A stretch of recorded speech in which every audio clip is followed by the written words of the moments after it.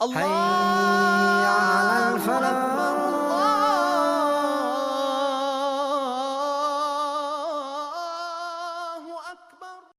بسم الله والحمد لله والصلاة والسلام على نبينا وعلى آله وأصحابه ومن والاه فسلام الله عليكم ورحمة الله وبركاته يا مسلمون ومسلمات እንዲሁም ይህን መርሃ ግብር የምትከታተሉ ክርስቲያን ታዳሚዎች ሁላችሁንም ሰላም ብያለሁ። ኢንሻአላህ ዛሬ የምንመለከተው ዘፍጥረት 1:1 ላይ ያለውን ኤሎሂም የሚለውን ቃል ለስላሴ አካላት ወይም ደግሞ ስላሴ ትምህርት መደዳደድ ይሆናል ድምዳሜ ላይ ያደረሰን ከሚሏቸው ጥቅሶች የመጀመሪያው ቁጥር 1 ዘፍጥረት 1:1 ላይ ያለውን ጥቅስ ነው። በመጀመሪያ ደረጃ እዛ ላይ ጥቅስ ያለው ከመጥቀሳቸው በፊት ለመግቢያ ያክል እዛ ላይ የሚጠቀሙበትን ቃላት ማየት ያስፈልጋል። በዕብራይስጥ ኤሎሃ የሚለው ትርጉም ሲምፕሊ አምላክ ማለት ነው። በብሉይ ኪዳን ጊዜ 60 ጊዜ ተጠቅሷል። ኤሎሃ የሚለው ቃል ማለት ነው አምላክ ማለት ነው።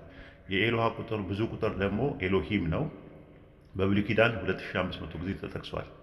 ኤል ደግሞ የሚለው ደግሞ የኤሎሃ ምህጻረ ቃል ነው፣ አብሪቬሽን ነው። የኤል ብዙ ቁጥር ደግሞ ኤሊም ነው ራሱ። ስለዚህ አሁን ምንድነው ኤሎሂም የሚለው ቃል የዕብራይስጥ ሰዋሰው ምሁራን ግራመሪያን የሚባሉት ለሁለት ይከፍሉታል ማለት ነው። አንደኛ ፕሉራል ኦፍ አምፕሊቲዩድ የሚባል አለ፣ የብዜት አለ። የሁለተኛ ደግሞ የግነት የሚባል ነገር አለ። ራሱ ፕሉራል ኦፍ መልቲቲዩድ እና ፕሉራል ኦፍ አምፕሊቲዩድ ይባላል። ፕሉራል ኦፍ አምፕሊቲዩድ ማለት ምን ማለት ነው? የግነት ብዜት የሚባለው ነገር ነው። ፕሉራል ኦፍ መልቲቲዩድ ማለት ደግሞ የነቂስ ብዜነት ብለው ለሁለት ይከፍሉታል ማለት ነው። ሄብሪው ግራመር ጄኔሲስ ኢንሃል የሚባለው በ1813 የተጻፈው መጽሐፍ ላይ የአንድ ስኮላር የዕብራይስጥ ስኮላር እንደዛ ብሎ ይናገራል ማለት ነው። ይህንን ከተረዳን ዘንዳ ወደ ዘፍጥረት 1:1 ላይ መሄድ እንችላለን ማለት ነው። የዘፍጥረት ምዕራፍ 1 ቁጥር 1 ላይ በረሺት ባራ ኤሎሂም ኤታ ሸማኢም ወኤታ አሬስ ይላል። በመጀመሪያ ኤሎሂም ሰማይና ምድርን ፈጠረ ይላል። ስለዚህ እዚህ ጋር አሁን ኤሎሂም የሚለው ቃል አንድ ቅዋሚ ማንነት ሆኖ ግርማን፣ ሞገስን፣ ሉዓላዊነትን፣ ልዕልናን፣ ገናናነትን ለማመልከት ነው የመጣው ብለው የእስራኤል ወይም የአይሁዳውያኖች ሊቃውንት ይናገራሉ ማለት ነው። የስላሴ አማንያን ደግሞ የኤሎሄ ብዙ ቁጥር ስለሆነ ኤሎሂም የሚለው ቃል ብዙ አካላትን ያሳያል ይላሉ። በመጀመሪያ ትልቅ ችግር አለው ራሱ ስላሴ አማልክት መሆናቸውን። ኤሎሂም የሚለው ማለት ትርጉሙ ቃል በቃል አማልክት ማለት ነው። ስለዚህ አማልክት የሚለው ስላሴ ነው ከተባለ ስላሴ አማልክት ናቸው ወይ በእናንተ ትምህርት ነው የመጀመሪያ ጥያቄያችን የሚሆነው። አይ አይደለም ከተባለ አምላክ አንድ ነው ከተባለ ለምን አማልክት የሚለው ለስላሴ ትጠቀማላችሁ ነው። አይ ኤሎሂም የሚለው ብዙ ቁጥር ሶስቱን አካላት አማልክት መሆናቸውን ያሳያል ካሉ አያሳይም ነው። ለምን? ዘፍጥረት 1:1 ላይ በመጀመሪያ ኤሎሂም ሰማይና ምድርን ፈጠረ፣ በመጀመሪያ አምላክ ሰማይና ምድርን ፈጠረ ተብሎ የገባበት የሚያወራው ስለ አብ ነው ራሱ የሚያወራው። ለምሳሌ ኦሪገን ኮሜንተሪ ኦፍ ጆን ቡክ 1 ነምበር 22 ላይ ሲናገር ምንድን ነው የሚለው?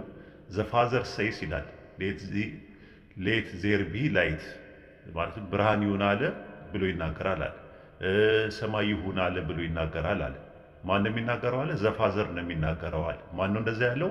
አርጌስ፣ የእስክንድሪያው አርጌስ ወይም ኦሪገን የሚባለው እዛ አሌክሳንደር የሚባለው ምንድነው ያደረገው? በኮሜንተሪ ኦፍ ጆን ቡክ 1 ነምበር 22 ላይ ሲናገር ምንድነው ያለው? ብርሃን ይሁን አለ የሚለው ማን ነው? አብ ነው ብሎ ነው ያስቀመጠው። እዚህ ጋር ግን የዕብራይስጡ የሚናገረው ምንድነው? በዩሜር ኤሎሂም ይሂ ነው የሚለው። ምን አለ? ኤሎሂምም አለ ነው የሚለው። ምን አለ? ቨ ማለት ያው እና ማለት ነው። ዩሜር ማለት ደግሞ አለ ነው። ኤሎሂም ማለት አምላክ ማለት ነው። ይሂ ማለት ይሁን ነው። በዩሜር ኤሎሂም ይሂ፣ ኤሎሂምም አለ፣ ኤሎሂምም ብርሃን ይሁን አለ ብሎ ነው የሚያስቀምጠው። እዚህ ጋር ሲያስቀምጥ ዮድ የሚለው የዕብራይስጥ ቃል እዚህ ጋር ቨ ማለት እንትን ነው። ዮድ ሲል እርሱ ማለት ሲሆን አማር ማለት አለ ማለት ነው። እርሱ ተብሎ አንድ ሲንጉላር ፐርሰን የተጠቀሰው አብ ነው። ያንን ኦሪገን በኮሜንተሪው ላይ ያስቀምጦልናል። እንደገና ደግሞ ሁለተኛ ቆሮንቶስ ምዕራፍ 4 ቁጥር 6 ላይ ጳውሎስ በክርስቶስ ፊት የአምላክ የክብሩ ብርሃን እውቀት ብርሃን እንዲሰጥ በልባችሁ ውስጥ የበራ በጨለማ ይብራ ያለ አምላክ ነውና ይላል። ስለዚህ አሁን ክርስቶስን አምላክ ከሚለው ነገር ተለይቶታል ማለት ነው። ክርስቶስ ነው፣ ኢየሱስን ያመለክታል። አምላክ የሚለው አብን ያመለክታል። ስለዚህ ዘፍጥረት 1:3 ላይ በጨለማ ብርሃን ይብራ ያለ አብ ነው ማለት ነው። ይህንን እንረዳለን ማለት ነው። ይህ እንግዲህ ለአብ ለብቻው ኤሎሂም የሚለው ቃል ስለተጠቀመ አብ ብዙ ፐርሰን ነው ወይም ደግሞ ብዙ አምላክ ነው የሚል ነገር አያሰኘውም። ስለዚህ ኤሎሂም የሚባለው ነገር ለአብ የመጣው እዚህ ጋር በግነት ነው እንጂ በብዜት አይደለም የመጣው። በተመሳሳይ ኦሪት ዘፍጥረት ምዕራፍ 32 ቁጥር 30 ላይ ያዕቆብ አምላክን ፊት ለፊት አየሁት ሰውነቴን እንድናቀረች ሲል የዚያን ቦታ ስም ፐኑኤል ብሎ ጠራዋል። እዚህ ጋር ፐኑኤል ማለት ፋኔል የሚባለው ነው ራሱ የአምላክ ፊት ማለት ነው። ራሱ ያየበትን ቦታ ራሱ እንደዛ ብሎታል። አምላክን ፊት ለፊት አየሁታል። ያየው ግን ማንን ነው ብለን ስንል ፋኔል የሚባለው መልአክ ነው ያየው። ፋኔል የሚባለው መልአክ እንደ አንዳንድ ክርስቲያኖች እንደ ኦርቶዶክስ እና እንደ ካቶሊክ ፋኔል የሚባለው መልአክ አምላክ ተብሏል። ግን ፋኔል አንድ ፐርሰን ነው። ነገር ግን አምላክ የሚለው ጋር ሲንጉላር ነው የሚጠቀመው። ወይ ደግሞ ቴዎፋኒ ነው በሚለው በፕሮቴስታንት አካሄድ እንሂድና ይህ አምላክን ፊት ለፊት አየሁት የተባለው መልአክ ኢየሱስ ነው ተባለ። ኦኬ ፕሪኢንካርኔሽን የሚባለው ነገር ነው ተባለ። ኢየሱስ እዚህ ጋር አንድ ፐርሰን ሆኖ ሳለ ኤሎሂም የሚለውን ነገር ከተጠቀመበት ምንድን ነው የሚያሳየው ሲባል አንድ ፐርሰን ለአንድ ፐርሰን ኤሎሂም የሚለው ቃል መዋል እንደሚችል ፖይንታችን። መጽሐፈ መሳፍንት ምዕራፍ 13 ቁጥር 21 እና 22 ላይ ያን ጊዜ ማኑኤል የያህዌ መልአክ መሆኑን አወቀ። ማኑኤልና ሚስቱ አምላክን አይተናልና ሞትን እንሞታለን አሉ አለ። እዚህ ጋር አምላክ ለሚለው የገባው ቃል ኤሎሂም ነው። ማኑኤልና ሚስቱ ያዩት መልአክ አንድ ነጠላ ማንነት ነው። ነገር ግን ኤሎሂም ተብሏል። ያ ማለት ብዙ ፐርሰን ነው ማለት አይደለም። ለአንድ ፐርሰን ኤሎሂም የሚለው ቃል መዋል ይችላል። መዝሙረ ዳዊት ማነው ኦሪት ዘጸአት ምዕራፍ 7 ቁጥር 1 ላይ ያህዌ ሙሴን አለው እኔ ለፈርዖን አምላክ አድርግሃለሁ ወንድም አሮን ነቢይ ይሆንልሃል አለ። አሁን እዚህ ጋር ሙሴ በፈርዖን ላይ አምላክ የሆነው ኦንቶሎጂካል አይደለም፣ ፈንክሽናል ነው፣ ተርም ነው። ማለትም የግብር ስያሜ ነው፣ የባህሪ ስያሜ አይደለም። የሚመለክ ማለት ሳይሆን ቃል አቀባይ፣ አፈቀላጤ ምናምን ነገር ማለት ነው አምላክ የሚለው ቃል እዚህ ጋር የመጣው። ግን ሙሴ በፈርዖን ላይ አምላክ ሲሆን አምላክ የሚለው ቃል የዕብራይስጡ የሚጠቀምበት ኤሎሂም ነው። ግን ሙሴ በውስጡ ሶስትነት ኖሮት አይደለም፣ ወይም ብዝሃነት ኖሮት አይደለም። መልቲ ፐርሰን በውስጡ የለም። ነገር ግን ኤሎሂም የሚለው ቃል አምፕሊቲዩድ አምፕሊፋይ ለማድረግ ወይም ለማግነን ስለመጣ ነው። መዝሙረ ዳዊት ምዕራፍ 45 ቁጥር 2 ላይ ውበትህ ከሰው ልጆች ይልቅ ያምራል፣ ሞገስህ በከንፈሮች ፊት ፈሰሰ፣ ስለዚህ አምላክ ለዘላለም ባረከ ይላል። ማንን ነው አምላክ የሚለው? አብን ነው።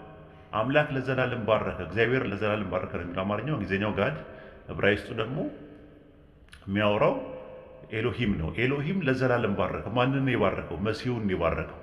ስለዚህ አብ ብቻውን ኤሎሂም ተብሏል። ራሱ ኖርማሊ የኤሎሃ ብዙ ቁጥር ነው፣ ግን አብ መልቲ ፐርሰን ሆኖ አይደለም። ዋን ፐርሰን ሆኖ አምፕሊፋይ ለማድረግ በአምፕሊቲዩድ ፕሉራል ኦፍ አምፕሊቲዩድ ሆኖ መጥቷል። ራሱ የግነት ብዜት ሆኖ መጥቷል ራሱ።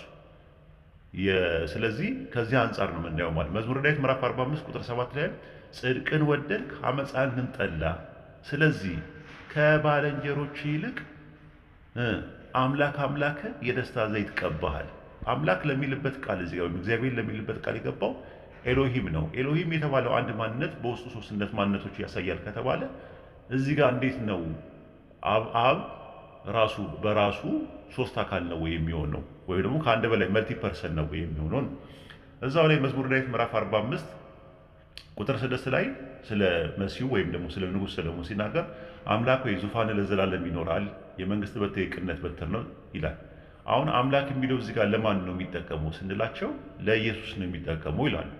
ለኢየሱስ የሚጠቀመው ከሆነ ለኢየሱስ የሚጠቀምበትን የዕብራይስጥ ኤሎሂም ነው የሚለው። ኤሎሂም ማለት መልቲ ፐርሰንን የሚያሳይ ከሆነ ብዝሃነትን የሚያሳይ ከሆነ ኢየሱስ ስንት ፐርሰን ነው? አንድ ነው ወይስ በውስጡ ሶስት አለው ወይ ነው? የለውም ነው። መጽሐፈ መሳፍንት ምዕራፍ 16 ቁጥር 23 ላይ ስለ ዳጎን ሲናገር ለአምላካችን ለዳጎን ታላቅ መስዋዕትን ይሰዉ ዘንድ ደስ የሚላቸው ዘንድ ተሰበሰበዋል። ዳጎን አንድ ነው ራሱ፣ አንድ ኦብጀክት ጣዖት ነው። ሶስት ጣዖት አይደለም ራሱ አንድ ጣዖት፣ አንድ የተሰራ አንድ ኦብጀክት ነው ራሱ ይቻላል። ስለዚህ አንድ ኦብጀክት ሆኖ ሳለ ነገር ግን ኤሎሂም የሚለውን ቃል ስለተጠቀሙ ያ ማለት ዳጎን ብዙ አካላት ነበሩት። የፍልስጤማውያን መኳንንት ዳጎንን አንድም ሶስትም ነው ብለው አያምኑ እና የመሳፍንቱ ጸሐፊ ዳጎን በአንድ ምንነቱ ላይ ሶስት ማንነት አለው ብሎም አያምንም። ስለዚህ ኤሎሂም የሚለው ቃል ለአምፕሊቲዩድ ይመጣል ማለት ነው። የሴም አምላክ ተብሎ የሚታመነው በዓል ኤሎሂም ተብሏል። በአንደኛ ነገሥት ምዕራፍ 18 ቁጥር 27 ላይ ማለት ነው። በቀትርም ጊዜ ኤልያስ ኤሎሂም ነውና በታላቅ ቃል ጩሁ። ምናልባት ሀሳብ ይዞታል፣ ወይም ፈቀቅ ብሏል፣ ወይም ደግሞ ወደ መንገድ ሄደዋል፣ ወይ ተኝቶ እንደሆነ መቀስቀስ ያስፈልገው እያለ አላገጠባቸዋል። ኤልያስ በዓልን ኤሎሂም ብሎ ሲጠራው ኤልያስ በዓልን በሽሙጥና በለበጣ ኤሎሂም ሲለው በአንድ ምንነት ላይ ሶስት ማንነት አለው ማለቱ አልነበረም። ኤሎሂም የሚለው ሲምፕሊ አምፕሊቲዩድ ሆኖ በዕብራይስጥ ውስጥ መቀጠል ይችላል ማለት ነው። ወደ አዶኒም እንሂድ። ራሱ አዶን ማለት ጌታ ማለት ነው። ራሱ አዶን ማለት ጌታ ማለት ነው። አዶኒም ማለት ጌቶች ማለት ነው። ራሱ ኖርማሊ ሲምፕሊ ግን አዶኒም የሚለው ቃል ለግነትም ለብዜትም ይመጣል። ለምሳሌ ኢሳይያስ ምዕራፍ 19 ቁጥር 4 ላይ ግብፃውያን በጨካኝ ጌታ እጅ አሳልፌ እሰጣለሁ፣ ጨካኝ ንጉሥም ይገዛቸዋል ይላል የሰራዊት ጌታ ያህዌ። አዶን የሚለው በነጠላ ጌታ ማለት ከሆነ አዶኒም ማለት ጌቶች ማለት ከሆነ የአሦር ንጉሥ አስራዶን በ670 ቅድመ ልደት የተነሳ አንድ ማንነት ሆኖ ሳለ አዶኒም ስለተባለ አስራዶን ሶስት ማንነት ነው ወይ? መልቲ ፐርሰን ነው ወይ? አይደለም ነው። ትንቢተ ኢሳይያስ ምዕራፍ 61 ቁጥር 1 ላይ የጌታዬ የያህዌ መንፈስ በእኔ ላይ ነው፣ ለድሆች የምሥራች እሰብክ ዘንድ ያህዌ ቀብቶኛል። ማን የሚለው? በኢሳይያስ በትንቢት መነጽር ውስጥ መሲሁ ነው እንደዛ የሚለው። ያንን የሉቃስ ወንጌል ምዕራፍ 4 ቁጥር 17 ላይ ማዛመድ ትችላላችሁ ማለት ነው። ይሄ ስለ እኔን የሚያወራው ብሎ ተፈጸመ ብሏል። ስለዚህ አሁን እዚህ ጋር ምንድን ነው? የያህዌ መንፈስ በእኔ ላይ ነው፣ ለድሆች የምሥራች እሰብክ ዘንድ ያህዌ ቀብቶኛል አለ። ሐዋርያት ሥራ 10:38 ላይ እግዚአብሔር ወይም አምላክ የናዝሬቱ ኢየሱስን በመንፈስ ቅዱስና በኃይል ቀባው ይላል። ቀቢ ማን ነው? አምላክ ነው። ተቀቢ ሰው ነው።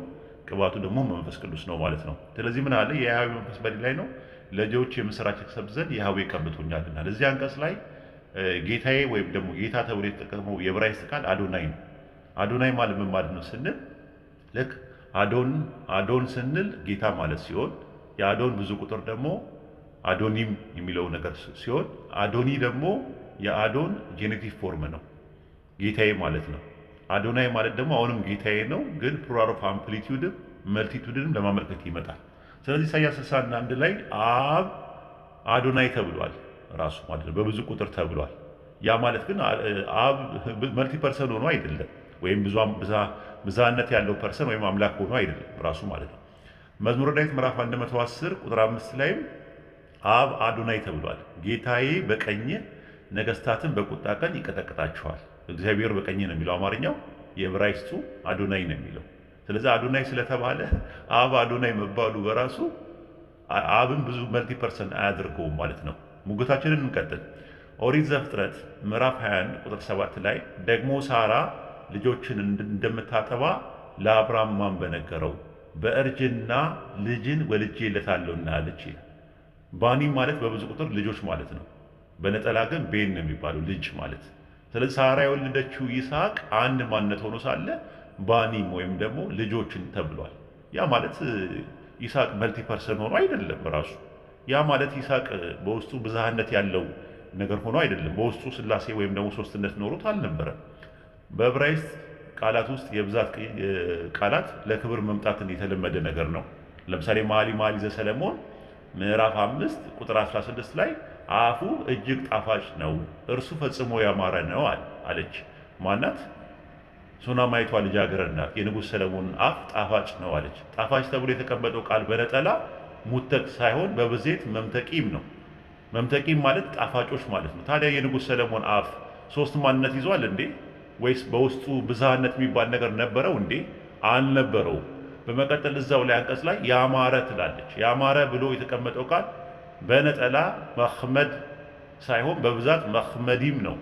መኽመድ ማለት ያማረ ማለት ሲሆን መኽመዲም ማለት ያማሩ ነው። ታዲያ ንጉሥ ሰለሞን አፍ ሶስት ማንነት ይዘዋልን? አልያዘም ነው። ከዚህ አንጻር ምንድን ነው የምንረዳው ነው ራሱ በአማርኛ ወይም ደግሞ በእንግሊዝኛ ወይም በግሪክ ሰብቱጀንት ላይ ይሄንን ለአንድ ፐርሰን የሚጠቀምበትን ሲምፕሊ አንድ ሲንጉላር አድርገው ነው የሚያስቀምጡት። ለምሳሌ ዘፍጥረት 1:1 ላይ በመጀመሪያ ኤሎሂም ሰማይና ምድር ፈጠረ ሲል ኤሎሂም የሚለውን በአማርኛችን እግዚአብሔር ብለው ነው ያስቀመጡት። አማልክት ብለው አላስቀመጡትም። በእንግሊዝኛ ጋድ ብለው ነው ያስቀመጡት። በግሪክ ሰብቱጀንት ላይ ደግሞ ቴዎስ ብለው ነው የተቀመጠው ራሱ። ኤሎሂም የሚሆነውን ወደ ሌላ ቋንቋ ሲተረጉሙት እግዚአብሔሮች ወይም ጋድስ በእንግሊዝኛ ወይም ደግሞ ቴዎይ ወይም ቴውስ ብለው አላስቀምጡትም። ምክንያቱም የቴዎስ ማለት በግሪክ አምላክ ማለት ሲሆን የቴዎስ ብዙ ቁጥር ደግሞ ቴውስ ወይም ቴዎይ ነው። ስለዚህ ያንን ብለው አላስቀምጡትም። ዘፍጥረት 1:1 ላይ በመጀመሪያ ኤሎሂም ሰማይና ምድርን ፈጠረ ለሚልበት የግሪክ ሰብጀንት ላይ ያስቀመጡት በመጀመሪያ ቴዎስ ሰማይና ምድርን ፈጠረ ነው ያሉት። ቴዎይ ወይም ደግሞ ቴውስ ብለው አላስቀመጡም። ዘፍጥረት 1:3ንም እንደዛ ነው ያስቀመጡት። ራሱ ብርሃን አምላክ ብርሃን ይሁን አለ፣ ቴዎስ ብርሃን ይሁን አለ ብለው ነው ያስቀመጡት እንጂ ቴዎይ ወይም ቴውስ ብለው አላስቀመጡትም። ዘፍጥረት 3:5 ላይ ታስታውስ እንደሆነ አዳም ምንድን ነው የሚለው? ስለ አዳም ሲያወራ ሰይጣን መልካምና ክፉን እንደ አማልክት፣ አማርኛው እንደ እግዚአብሔር ነው የሚለው ስህተት ነው። ግዕዙ እንደ አማልክት ነው የሚለው። የእንግሊዝኛው ጋድስ ብሎ ነው የሚያስቀምጠው። የዕብራይስጡ ኤሎሂም የሚለውን ለመላእክት ስለሚጠቀምበት እዛ ጋር ለግሪክ ሰብቱጀንት ያስቀመጠው ቴዎይ ብሎ ነው ያስቀመጠው፣ በብዛት ማለት ነው። ራሱ አማልክት ብሎ ነው ያስቀመጠው። ስለዚህ ለሲንጉላር ፐርሰን ሲንጉላር የሆነ ሰብስታንቲቭ ይጠቀማል፣ ለፕሉራል ፐርሰን ደግሞ ፕሉራል ነገር ይጠቀማል ማለት ነው። ለምሳሌ ዘፍጥረት ምዕራፍ 18 ቁጥር 3 ላይ ተመልከቱት። እንዲህም አለ ይላል። ማን ያለው? አብርሃም ነው እንደዚህ ያለው። አቤቱ በፊት ሞገስን አግኝቼ እንደሆነ ባሪያህን አትለፌም ብዬ እለምንሃለሁ አለ። አቤቱ የሚለው የዕብራይስጡ አዶናይ ብሎ ነው ያስቀመጠው። አዶናይ የሚለው አሁን እዚህ ጋር አዶናይ ለሚለው ያስቀመጠው የግሪክ ሰብቱጀንት ላይ ኩሩዬ ነው ያስቀመጠው። ቮካቲቭ ነው አድርጎ ያስቀመጠው። ቮካቲቭ ኬዝ አድርጎ አስቀምጦ ኩሩዬ ማለት ጌታዬ ሲምፕሊ በነጠላ ነው ያስቀመጠው ራሱ። ነገር ግን ዘፍጥረት 19:2 ላይ ስለ መላእክቱ ሲያወራ ምን አለ? ጌቶቼ ሆይ ወደ ባሪያ ቤት አቅኑ፣ ከዚያ አደሩ፣ እግራችሁን ታጠቡ፣ ነገ ማላችሁ መንገዳችሁን ቀጥሉ ለሚለው ደግሞ ክሪዮይ ጌቶቼ ብሎ ነው ያስቀመጠው። ጌቶቼ ብለው ነው ያስቀመጡት ማለት ነው። ስለዚህ ለሲንጉላር ፐርሰን ሲንጉላር የሆነ ነገር ሰብስታንሲቭ ያስቀምጣሉ። ለፕሉራል ፐርሰን ደግሞ ፕሉራል፣ ለምሳሌ መላእክቶቹ 2 ናቸው። ስለዚህ እዚህ ጋር ያስቀመጡት ክሪዮይ ነው፣ ጌቶቼ ብለው ነው ያስቀመጠው። ኦሪት ዘፍጥረት 19:18 ላይም ሎጥም አላቸው ይላል ለመላእክቱ፣ በመላእክቱ በኩል አምላክን ሲያናገር ጌታ ወይ እንዲያዩን እነሆ ባሪያ በፊት ሞገስን አግኝቷልና። የሚያናገረው በመላእክቱ በኩል አምላክን ነው። የእንግሊዝኛውንም ማየት ትችላላችሁ። ራሱ በነጠላ ነው የሚያደርጉት። ኩሬ በነጠላ ጌታዬ ማለት ነው። ፓይሶዩ ባሪያህን አትለፈው፣ በነጠላ ጌታ ባሪያን አትለፈው በፊቱ ሞገስን አግኝቷልና እያለ የሚናገረው ማለት ነው። ስለዚህ ዘፍጥረት 1:1 ላይ ኤሎሂም መባል ሥላሴ አማልክት ለመሆን እንደ ማስረጃ መቅረቡ በራሱ አበይት ክርስትና የመድበለ አማልክት ትምህርት ወይም ፖሊቲዝም አራማጅ መሆናቸውን በደንብ ያሳብቁባቸው። ወይም ደግሞ ትራይቲዝም የሚባለው 3 አማልክት ወደሚለው ነው። ምክንያቱም 3 አካላት ካሉ እነዛ 3 አካላት አማልክት ናቸው ካላችሁ 3 አማልክት ነው የሚሆኑት ማለት ነው። ስለዚህ ዘፍጥረት 1:1 ላይ ራሱ ቃል በቃል ብንወስደው እንኳን አማልክት አለ ብለን ብንል 3 አካላት ወይም አብ ወልድ መንፈስ ቅዱስ የሚያሳይ ምንም ፍንጭና ሽታው የለም። ስለዚህ ቴዎሎጂን እንዴት ማድረግ ነው የሚቻለው? የሥላሴን ትምህርት መቀመር እንዴት ነው የሚቻለው ማለት ነው? አይቻልም ነው። ሌላው የሥላሴ አማንያን ይህንን ጥቅስ አላዩትም። ኦሪት ዘፍጥረት ምዕራፍ 20 ቁጥር 13 ላይ ኤሎሂም ከአባቴ ቤት ባወጣኝ ጊዜ አልኳቸው አለ። ባወጣኝ የሚለው እንግዲህ በአማርኛ ላይ ሲያስቀምጡት በእንግሊዝኛም ሲያስቀምጡት ባወጣኝ ነው የሚሉት። ባወጣ ተብሎ የተቀመጠው የዕብራይስጡ ቃል ግን ሂቱ ነው። ራሱ ባወጡ ነው የሚለው በዕብራይስጡ። አያችሁ እንትን ነው ሲንጉላር ሳይሆን ፕሉራል ነው ራሱ ቨርብ የሚጠቀመው ለአምላክ ራሱ። ያ ማለት አምላክ ብዙ ሆኖ አይደለም ራሱ ይሄ ማለት ነው። ባወጡ ነው የሚለው። አወጣ ለማለት ቃል ታህ ነው የሚጠቀመው የዕብራይስጡ። ታህ መሆን ነበረበት፣ ግን ሂቱ ሲል ባወጡ ተብሎ ነው የተቀመጠው። ልክ በተመሳሳይም ኦሪት ዘጸአት ምዕራፍ 32 ቁጥር 4 ላይ ተመልከቱ። ከእጃቸው ተቀብለው በመቅረጫ ቀረጸው፣ ቀልጦ የሰራውን ጥጃ አደረገው። እርሱም እስራኤል ሆይ እነዚህ ከግብፅ ምድር ያወጡ አማልክት ናችሁ አለ። ማለት አወጣ አይደለም የሚለው ያወጡ ይላል። ጥጃው አንድ ነው፣ ግን ኢሉህ ነው ያወጡ ተብሎ ነው የተቀመጠው ራሱ። ያ ማለት ጥጃው 3% ሆኖ አይደለም፣ ወይም መልቲፕል ፐርሰን በውስጡ ኖሮ አልነበረም ራሱ አልነበረም። እንደዚህ አይነት ነገር የለውም ራሱ ኖርማሊ ማለት ነው። እንዲህ አይነት ኤግዛምፕሎችን ማምጣት ይቻላል ራሱ ኖርማሊ ብዙ ናቸው። ናሙናዎችን ማምጣት ይቻላል። አንድ ፐርሰን ሆኖ ግን በፕሉራል ፎርም ሆኖ የሚመጡ በመጽሐፉ ላይ ብዙ ናቸው ያሉት ራሱ ኖርማሊ ማለት ነው። እና ይሄንን ነገር ማየት ያስፈልጋል። በተለይ ደግሞ ይሄ የእንትኑ ያለውን የዘጸአት 32:23 ላይ ያለውን በደንብ ማየት ያስፈልጋል። ዘጸአት 2:4 ላይ ከእጆቻቸው ተቀብሎ በመቅረጽ ቀረጸው፣ ቀልጦ የተሰራ ጥጃም አደረገው ይላል። ሲንጉላር ነው። ከዛስ ኦሪት ዘጸአት ምዕራፍ 32 ቁጥር 23 ላይ እነርሱም ይህ ከግብፅ ምድር ያወጣን ሰው ሙሴ ምን እንደሆነ አናውቅም፣ በፊታችን የሚሄዱ አማልክትን ስራልን አሉኛል። የሚሄዱ የላሁ አላህ ማለት የሚሄድ ማለት ነው ራሱ። ልክ ዘዳግም ምዕራፍ 31 ቁጥር 8 ላይ በፊት የሚሄድ እርሱ ያህዌ ነው ተብሎ እንደተቀመጠው የሚሄድ ስራልን ለሚሉት በዕብራይስጥ የተቀመጠው የላሁ ነው የሚለው የሚሄዱ ነው። አላህ ማለት የሚሄድ ነው። ግን ጥጃው ስላሴ ሆኖ አልነበረም ራሱ። ኦሪት ዘጸአት ምዕራፍ 32 ቁጥር 20 ላይ ተመልከቱ። የሰሩትን ጥጃ ወስደው በእሳት አቀለጠው ነው የሚለው። እንደ ትቢያ እስኪሆን ድረስ ፈጨው፣ በውሃ ላይ በተነው፣ ለእስራኤል ልጆችም አጠጣው አለ። ጥጃው አንድ ነው፣ ሲንጉላሪ ነው ራሱ ሲጠቀምበት የነበረው። ነገር ግን በግስ መደብ ደረጃ የሚሄዱ የላሁ ተብሎ ነው የተቀመጠው። አላህ ማለት የሚሄድ የሚለው ብዙ ቁጥር ነው። ያ ማለት ጥጃው ግን መልቲ ፐርሰን ሆኖ አልነበረም ማለት ነው። ስለዚህ ኤሎሂም የሚለው ቃል አዋጭ ነው ወይ ነው ትርጓሜ? አያዋጣም ነው። ኤሎሂም የሚለው ቃል ለስላሴ ያሳያል ብሎ ሙግት ማዋቀር የሚቻል ነገር አይደለም። አለመቻልን ደግሞ ዶክተር ተስፋዬ ሮቤሌ ወይም ደግሞ የእስልምና የክርስትና ዕቅበተ ክርስትና ውስጥ የሚሰሩ ናቸው። አሜሪካን ሀገር መቀመጫቸውን አድርገው ቆንጆ ቆንጆ መጽሐፎችን ይጽፋሉ። የትምህርተ ስላሴ መሰረታዊያን መጽሐፍ ቅዱሳዊና ታሪካዊና ምክንያታዊ ትንታኔ የሚለው መጽሐፋቸው ላይ ገጽ 47 እና 48 ላይ እንዲህ ይላሉ ስለ ኤሎሂም ሲናገሩ። ኤሎሂም የሚለው ቃል የብዙ ቁጥር መሆኑ ስላሴን አመላካሽ ነው የሚሉ ሊቃውንት እንዳሉ ሁሉ ይህ ሀሳብ የሚቃወሙ ምሁራን አሉ። ከብዙ አቅጣጫ ሊታይ ይህ ስም ለስላሴ ማስተማሪያነት ባንጠቀምበት ተመራጭ ነው። ምክንያቱም ወደዛ ድምዳሜ የሚያሳይ ጠንካራ ማስረጃ የለምና ይላል። ስለዚህ አርፋችሁ ተቀመጡ። ፕሮቴስታንትም ኦርቶዶክስም ካቶሊክም ዘፍጥረት 1:1 ላይ ገብታችሁ በመጀመሪያ ኤሎሂም ሰማይና ምድርን ፈጠረ ለሚልበት ቃል የተጠቀመውን ኤሎሂም የሚለውን ቃል ለስላሴ ትምህርት ምንም ፍንጭ የለም። ራሱ ኖርማሊ በራሺት ባራ ኤሎሂም ኤታ ሸማኢም ወኤታ አሬስ የሚለው ቃል ለስላሴ ትምህርት ድምዳሜ መሆን አይችልም። ራሱ ኖርማሊ ማለት ነው። ኢንሻአላህ በቀጣይ ኦሪት ዘፍጥረት ምዕራፍ 1 ቁጥር 26 እና ኦሪት ዘፍጥረት 2:18 ላይ እንፍጠር ማለት ስላሴን ያሳያል ወይ በሚል እንሞግታለን። ለዛሬው በዚሁ ቃል ወሰላሙ አለይኩም ወራህመቱላሂ ወበረካቱ።